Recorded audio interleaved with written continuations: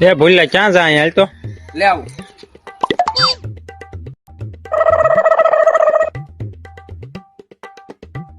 પેલા હવારમાં ક્યાં જાશો? એટલે ખીહર વારી આઈ લેવા કે નહીં? રીલ પાવા જવું પડે તારે, એક મહિનાની વાર રહી. પેલા રીલ પાવા તો મારે આવવાનું છે, તો કડીક બે હજી દુકાન ખુલ્લી ન હોય, હમણાં મોડક થી બે આવી રીલ પાવા જાશો એમ ને તારે? રીલ પાવાનું છે કેમ કે મહિના આગળ જાય ને તો સરખું રીલ પાઈ દે. અને કપડા લાવવાના છે, અને એક પેટીયું બગાડવાની છે તેથી, એટલે એમ્પલી બગડી ગયું એ સારું કરાવવાનું છે. પંપોડા લાવવાના છે તેથી ધબડકો ખીર નથી બોલાવાનું છે. એક મહિનો એટલે જ આગું જવાનું છે, કઈ ઘટવું ન જો, ભૂલાઈ જાય એટલે બીજે દી જવા થાય. આપણે ખેડ અડાડીને જઈએ પછી કાંઈ ન મેળવે.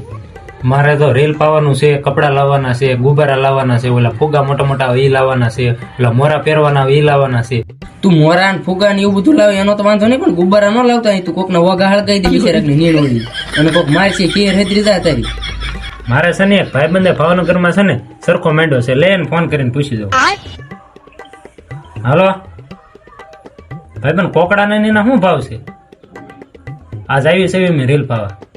ઓહો 1000 રૂપિયા, બહુ ભાવ. હું એટલે તું ફોન મૂકી દે, ફોનમાં વાત કરી માં એક કરતો તે બેન બે હારો કલાક થઈ ને રિક્ષા બિક્ષા કાંઈ નહીં મળે, પછી ના કેટલી વસ્તુ ઉતાવળમાં ભૂલા જાય, દિયા મેં આવ્યું પાછા કાંઈ ફોન.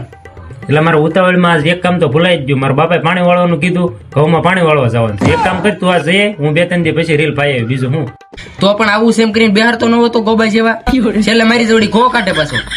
હવે આવું જ પડશે તારે, મોરતા બીજું હું. મારે છે ને રીલ પાવાની તારી કરતા ઉતાવળ છે, પણ પાણી વાળવાનું મારે આજ જ થયું ને, એમાં શું કરવું લે? અને જ્યાં મારે છૂટક્યો ને આ ઘઉં હુકાઈ જાય અમારે.